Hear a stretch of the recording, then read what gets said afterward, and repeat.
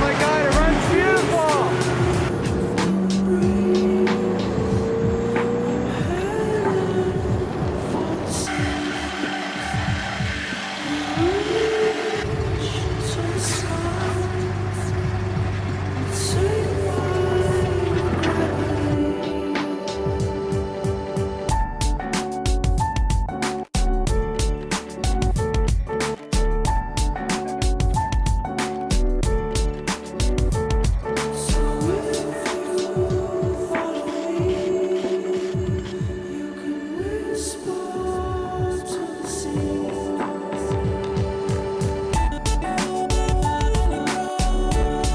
Montana?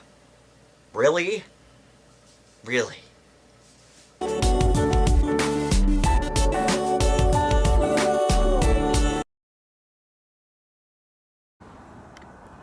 Alright, today's the big day. Here I have a big ass 98 Expedition we got. Just doing brake pads. I can already tell the rotors don't look too bad on the back. I'm doing front and rear.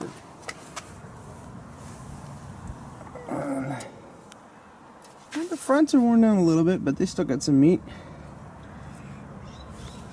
Anyways, it's a 98 Eddie Bauer. I believe it's a 5.4. He got a smoking deal for it. And I think just had a little bit of damage. He's actually getting it. They're working on fixing it right now. Yep, they'll be getting new tires soon. Luckily, on this truck, it has a nice big ass cross frame in the cross member in the front. So I got a big block of wood in my jack, which is maybe not the best for this, but it lifts it up. Got the wheel off the ground, and I'll probably lay down a little blanket here so I'm not getting too wet. And he's got a big ass bolt in his in his wheel. That's interesting. He's getting new tires anyways. He's got Goodyears here and freaking Yokohama's in the back. Yeah, eventually that'll get ground down.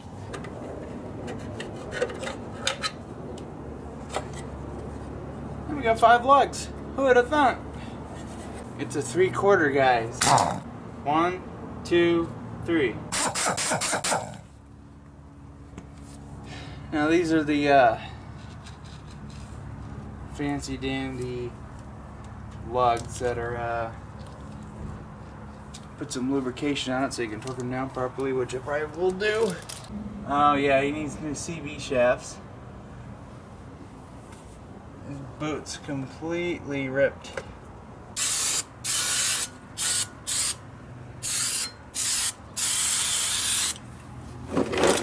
Oh, and that smells nice.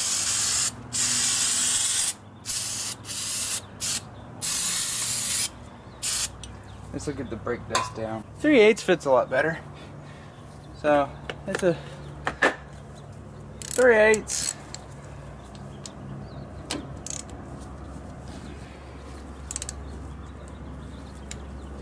Okay. That's good. It's not rusted. Alright. First thing we're gonna do is we're going to remove so this is the bit you're gonna need. This is a Torx 45. I just broke these loose just to make sure it wouldn't round it off. That would suck. I don't want to have to go to the yard and get find an Expedition with these and replace the calipers. Okay, so I didn't realize this, but it's a 2-piston caliper, and I started pushing the 2 pistons back, and now we should be able to just rock this out of here.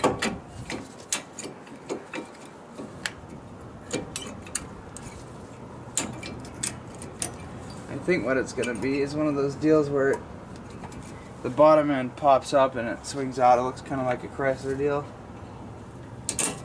There we go. we'll need to use our brake pads. We'll put them in here and try and push each piston down. I'm gonna have to recommend them new calipers because his seals here on this piston are rotted. These rotors actually aren't bad. These are pretty good. But look at his pads, man. Oh, gee. These are bad. Okay, so we have outwards, and then we have our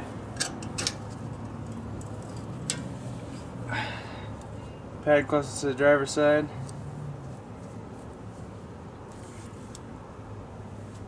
I have them laid out on the ground like this, so I can compare the two. They're both pretty similar, but one's got a wear indicator. Since I'm not doing rotors, I won't need to take this bracket off. I don't think it comes with new hardware. I might put some grease on that stuff. I got a couple tools here just because it's a dual piston and I need to invest in some tools for doing brake jobs. It seems like I'm the guy for the brakes. Did them on the Explorer, the Dodge, the truck, the Toyota pickup across the street, a few vans. Man. Let's find out. We have two boxes here. I didn't buy these. Now I figure the front ones are larger than the backs.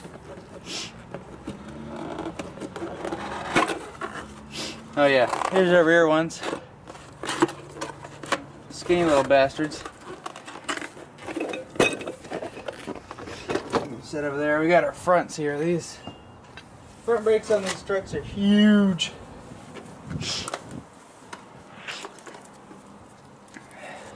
Look at that. Yeah, the one with the wear indicator is going right here. I'm not gonna clean this up too much because we're gonna be taking this all back out again. Let's see, these are the same.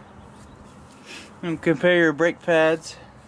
The size is all the same. The shims are the same. Right in this ear here.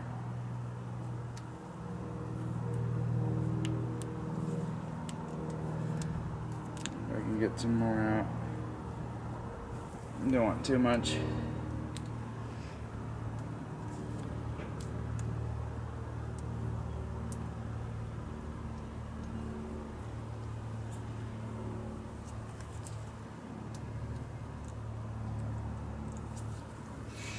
Ah, smells like the soap we use at work. Okay.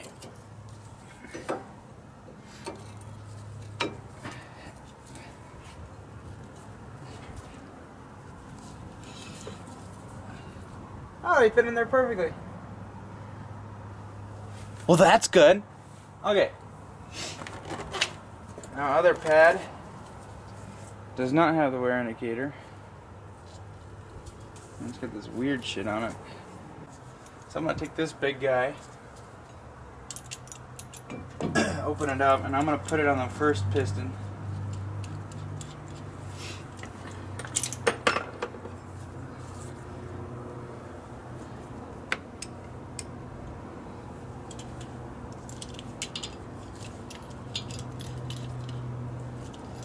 Okay, got that in there.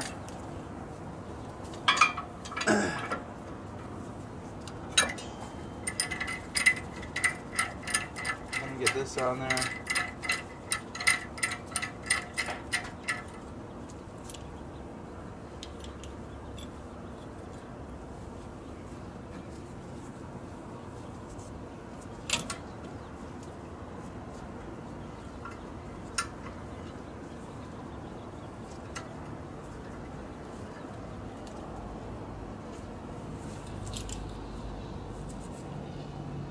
Well, the good news is they're going all the way in.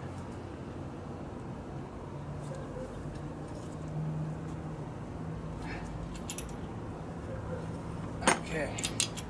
Well, that worked pretty damn sweet. That was a lot easier than I expected it to be. So now I should be able to just slap this back on here. Alright, I should point this out.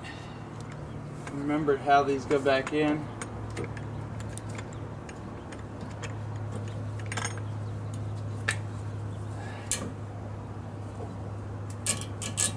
It's funny, the brake line's preventing me from stretching it. Okay. We are... We're in. Okay, so when I first put this back together, I don't want it to round off. You know, the pedal went in. I figured there was a little bit of air in there, so I opened that valve up, pushed the pedal in, and she tightened right up. After I'll tighten the bleeder screw. Yeah, see, it's starting to sprinkle on me. But anyways, we're pretty damn low in brake fluid, so we're gonna need to top that off to the max, so when we bleed our brakes out, we don't run the master cylinder dry, or else that's gonna be a whole big fucking ordeal. Anyways, we'll tighten that shit down, and then we'll go ahead and pop on our tire, and we'll move to the other side. I probably won't film it. The same goes to the other side. I won't do a video on this unless I find anything different with the rears. Maybe I'll throw up a video, but I don't want to get my $600 camera wet. Anyways, that's pretty much how we do front brakes. You know, if you're just doing pads, it's pretty easy. Oh, this is great. This is great. See, this is why I like Fords, because there's surprises. I like surprises. Except when they're transmission. That fucking sucks. But you know, this motor's pretty clean. Quite impressed. No leaks. And it's probably one of those people that'll never have a head gasket problem. But anyways, so luckily his CV shafts bolt up. Theoretically, I shouldn't have to unbolt this fucking front end. So check this out. Hey, look. It's got Explorer control arms. Anyways, CV shaft looks good here. Bam! Fucking just gone. So, yeah, we're gonna need 2 CV shafts. Holy shit. Yeah, he's got the original Motorcraft Spark shocks in there. And it's really starting to rain. I might have to make a quick shade. We'll get a rain jacket on. Anyways, this side is not as bad as the other, so we're gonna probably wouldn't be a bad idea for him to get both front calipers replaced. So I will speak with him later on that. So I might be doing calipers on it. I don't think they're that expensive. I'll check with AutoZone, see how much they are. Anyways, I'm gonna do this side and I'll let you know what if any more surprises come up. Okay, so we got both fronts done. Now we are super low on brake fluid. We have actually a pretty damn good brake pedal. Even with it off, I press on the thing, and man, it's even when it's off, it's pretty tight. The brakes are pretty sweet. With it off, I mean, I just moved it here and I barely pushed on the pedal, and it didn't give me any trouble.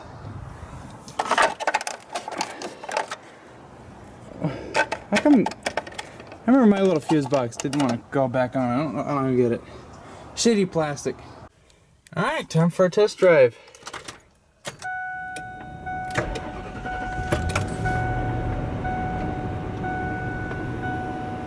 Automatic, 4-drive, 4 high, 4 low. 154,000 miles. We need a CV shaft. That's expected. I kind of want to get one of these and put a Cummins in it. Look at all the room back there. It's like an exploded Explorer. Alright, there's no real good dash position, but I'm not gonna video record it with this because the dash is so freaking Look at the gaps. Holy shit. Sorry, I hate to nitpick this, but the gaps. Oh well. Ford's come a long way with their interior. Get the... Anyways, let's go for a test drive. Alright. We are done doing brakes on this guy. We got new rear ones. There's nothing special on the rear. It probably took me 20 minutes to do the rear. They're not that bad. I just compressed the pistons without bleeding them, and then I didn't hook my bleeder up, so I just compressed them down in. This truck doesn't give a shit about it. It's nothing fancy, so some cars you're not supposed to do that, but I did it on this one. It's got a pretty good brake pedal now. It's still a little soft, but he's gonna go have all the brake fluid flushed out, so any air that's in there is gonna be gone. But yeah, the fluid's just a little green. It's a little dirty. It's probably original, but she's stopping pretty good now. And his rotors are still pretty good, so we're not gonna bother replacing them or turning them. It would be a good idea to turn them. Freaking, yeah, can't feel that. And that wasn't sarcasm, you really can't feel it. And we're gonna be doing CV shafts on it. Probably some stabilizer bushings, possibly shock absorbers. And let's see, what else we can do? I don't know. It sounds a little clickety-clackety up in the timing chain area. Probably needs a timing chain and it's a overhead cam on freaking each side. So it's, I mean, that's I'm not doing that shit. But other than that, you know, it sounds good. It's got, you know, plenty of power. It's not fast, but it, you know, picks up pretty good. But anyways, we are done.